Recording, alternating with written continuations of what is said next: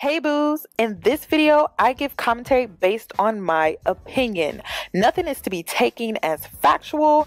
We are just here to have conversation. We don't expose and we don't sip tea on this channel. I'm giving you real talk straight, no chaser. Let's see if you can handle it.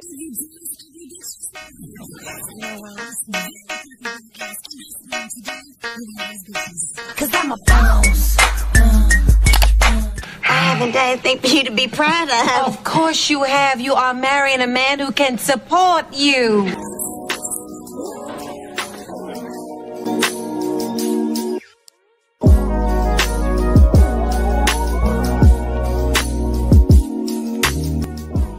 I hope you're having a great day. If you're at work, I hope they're not working you too hard, girl. I hope you're not working yourself too hard. So I got DMs yesterday. I got emails yesterday. And you know, I don't like getting in the middle of no drama because, girl, I got better things to do with my time. I don't like drama. I don't like mess. But I am a protector. I'm a protector. And I have accepted this about myself. So here we go. I don't like drama. I don't like mess. But sometimes mess is truth for some people. Mess is honesty for some people. And mess is also you coming in and just eliminating any confusion. So in today's video, today's lunch break conversation is discernment, looking past personas, the truth about pick-me's and mammies. I have been wanting to talk about this for a while. And due to the DMs that I got yesterday regarding another content creator that is blocked on this platform, you cannot use her name in the chat box. So use your words. You can express yourself over here. You can give your opinion. So I wanted to talk about this because I don't really talk about pick-me's and mammies on my platform, mainly because I don't like how they're used. They're used to bully and shame women. So I came up with the term on my platform. I labeled them male-identified women. Male-identified, male-centered women. And I just felt like you have to label them something, right? Because you're trying to describe who they are. And it's just easier to do that when you label them male-identified or male-centered women. But I don't do it in a way to shame them because you can't help women if you shame them. Because the whole purpose of these conversations isn't to shame them or to belittle them or to put them down or to put them in their place. It is to awaken them. It's to bring them awareness to where they are centered and encouraging them to center themselves differently because they are male identified, they are male centered. So one thing that I wanted to highlight when we speak on mammies and pick-me's, and I will be using the terms in this live, the term is blocked on this platform. So you can't say pick me in the chat box. You cannot say mammy in the chat box because this is an anti-bullying space. And one thing about me is if I see you use a term and you bullying it, you're using the term to bully other women, I'm blocking it on my platform because I'm creating a safe space for people to be able to give their opinions, but I'm forcing people to use their words outside of name calling because that's emotional intelligence. So I blocked mammy and pick me, but in today's live, I will be using the terms to talk about today's lunch break conversation. So today's lunch break conversation is about really a lot of women think pick me's and mammies are just the women that want to be picked by men romantically. They think that mammies are only the women who are the mammies who want to be picked by men romantically, and that is not true. There was another content creator on TikTok not that long ago that was getting dragged. I had to block her. Yeah, I had to block her, unfollow her, because I would make excuses for some of her takes, and there was that undertone of mammy and pick me, but I'm like, but she does hold both men and women accountable. But with the Sonya Massey situation, I just felt like she took it too far when she did not apologize. And that just rubbed me the wrong way. So I ended up blocking that content creator because it became clear to me that that undertone was way stronger than I thought it was. And I just could not accept that type of behavior, especially behind something so serious. So I ended up blocking her.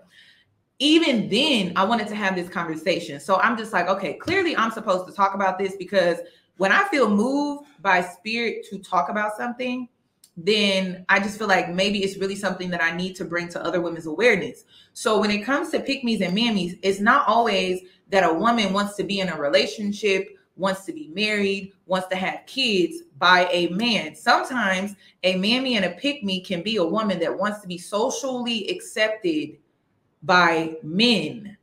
And not only that, is sometimes you have to be careful about how women in this space give their takes when it comes to men and their low functionality, their low nature.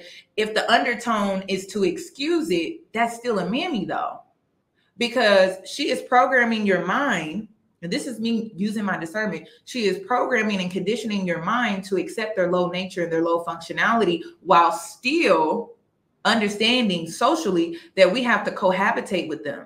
So when you are listening to a content creator or someone in this space that is somewhat excusing the low nature of a man, that is still a mammy. It doesn't matter if they want to seek out that male or men in a romantic sense. It doesn't matter, because you have to understand that the undertone is boys will be boys. That's the same thing.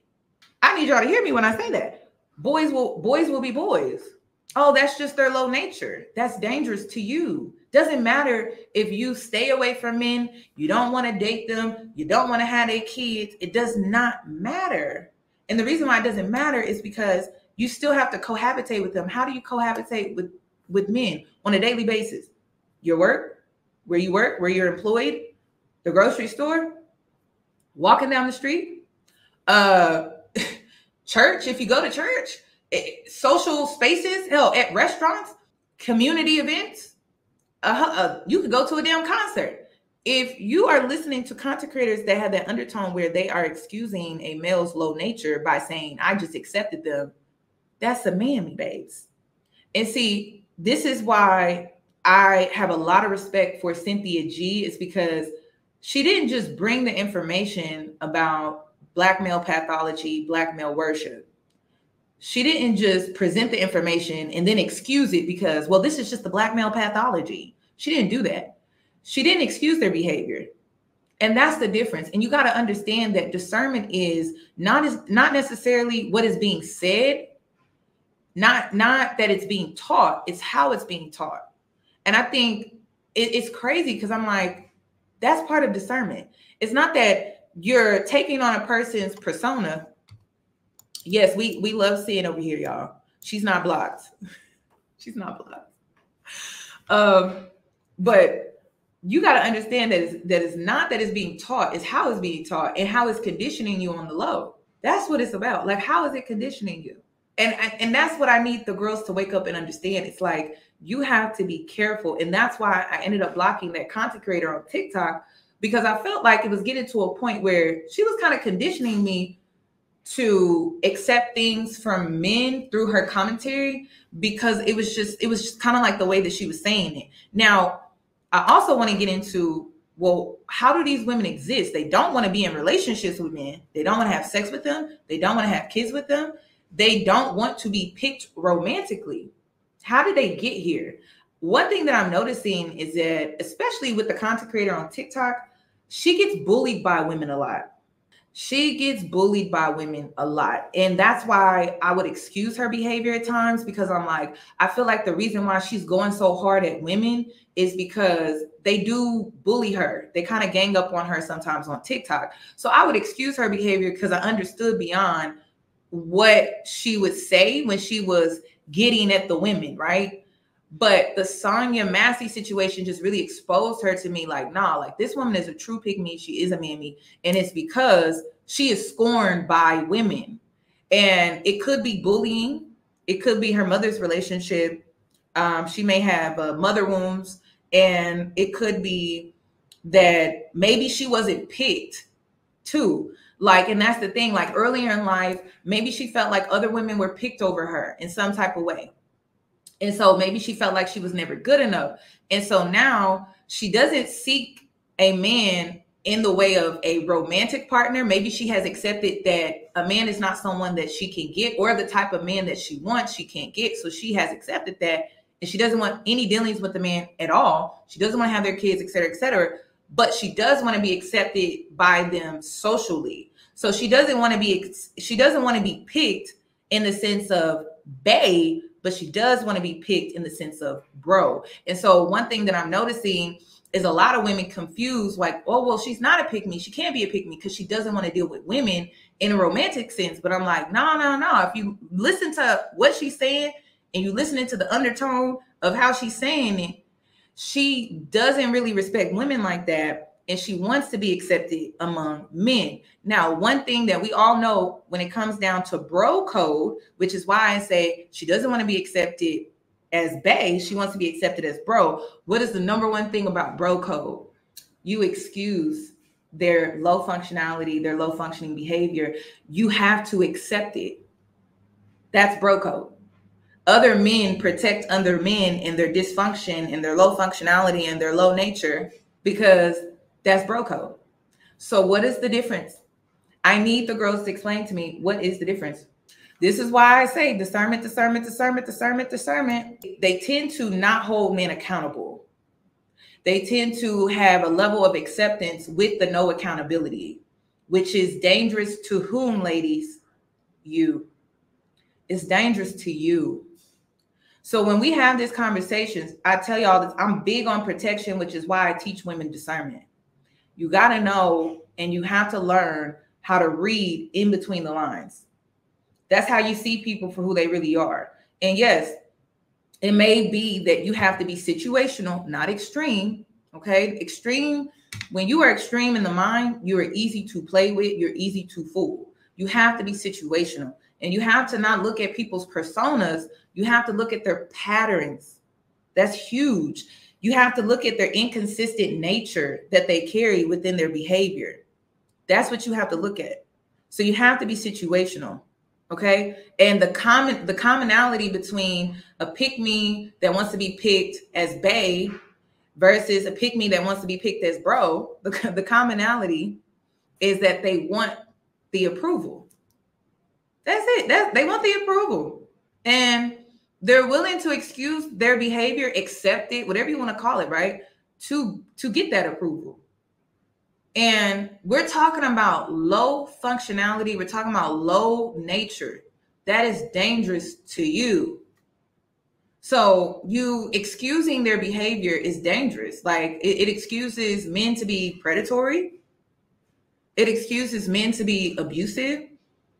It excuses men to be in their low functionality when it comes to abandoning you, if they impregnate you, if they go out here unalive you. Be careful what you are allowing to program your mind on a daily basis, and what you are also somewhat accepting in your subconscious. It's dangerous. And it doesn't, and listen, I'm not out here dealing with men like that. I just don't put my personal business out here on the internet because it ain't nobody's business. But I ain't out here dealing with men like that on a regular basis. I got better things to do with my time.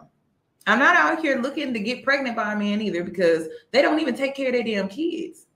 But knowing somebody is playing in your face, and it's hard for me to sit back and watch that. And then it leads to the undertone of a person excusing abusive behavior, predatory behavior, all the things that I speak out against when it comes to women's safety. It's just dangerous. So I need the girls to understand where I'm coming from. And yes, there are women out here that are scorned by women. And so they project that on to you by saying certain things in a way that would excuse a man's low nature. If they are scorned by women and they're excusing a man's low nature, why is that? Is it because they secretly want to see women in harm's way?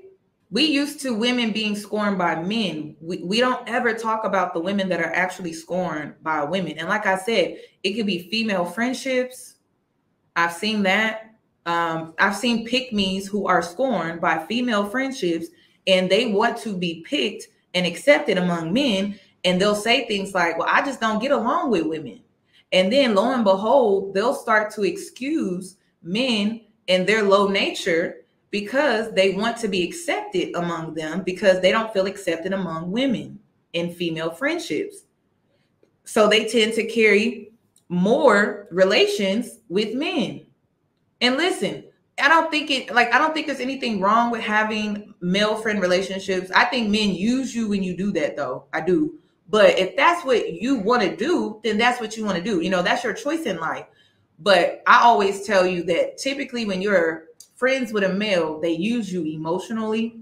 And that's what I don't like about it. But if you have really good boundaries within your male friendships, hey, that's you. And that's your choice because you have free will. But typically, I like to say, oh, I don't really like male friends. I'll do male acquaintances where there's a boundary and a distance there, where this man is not calling me in the middle of the night about his problems. And I'm helping him emotionally through them. That's why I don't like male friendships. I like male acquaintances, though, you know, so because there's that distance there. So I just wanted to bring that to your attention that sometimes these pick-me's are not pick-me's simply because they want to be picked by men. It's because they're scorned by women and they have this disdain for women now because maybe they had a bad experience in a female friendship or some type of maybe romantic relationship with a woman that they were in a relationship with. It could be a series of different things. It's not always the same. And I wanted to point this out because the term pick me and mammy originated thanks to Black Women's Empowering Space here on YouTube. It originated from it being about women being pick me's and mammies because they wanted to be picked and chosen by men romantically. But I wanted to bring to your attention that that is not always the case. And you have to be careful with that because one thing about male identified women, they are dangerous to women. They are a danger to you. And so you have to be careful with that. You have to be careful with that. And like I said, it's not that these things are being said. It's not that these things are being taught. It's how it's being taught. It's how it's being said that is actually dangerous. So someone can awaken you to a thought process, right? To a way of thinking, right? And there could be truth to it. There could be truth to it. But the way it's being said, the way it's being taught could be dangerous to you. That's discernment. So a broken clock can be right. It could be right. But a broken clock can also be wrong and also be harmful to you. So I'm going to just leave it at that. I just need the girls to use their discernment. Your discernment cannot just be for men. It has to be for women, especially if we're out here bumping into male identified women because they are dangerous to you. I cannot stress that enough. Do you think you ever bumped into a woman who happened to be a pick-me and a mammy, but maybe you didn't realize it because they never dated men or they never wanted to be romantically in a relationship with men, but they still came off as a pick-me or mammy to you?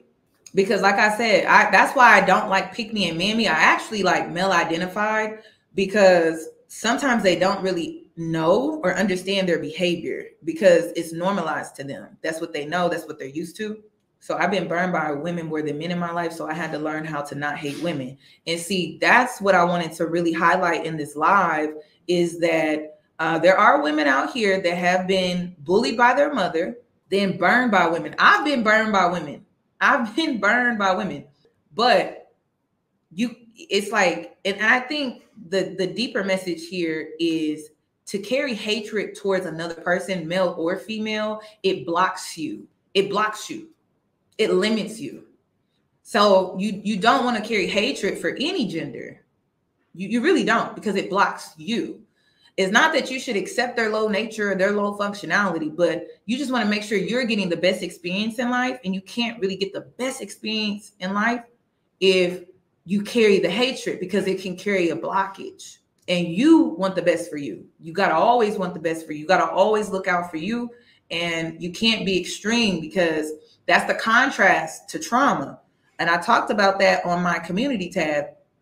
The contrast to trauma is that something, a bad habit or low functioning behavior, it could have served you in a positive way.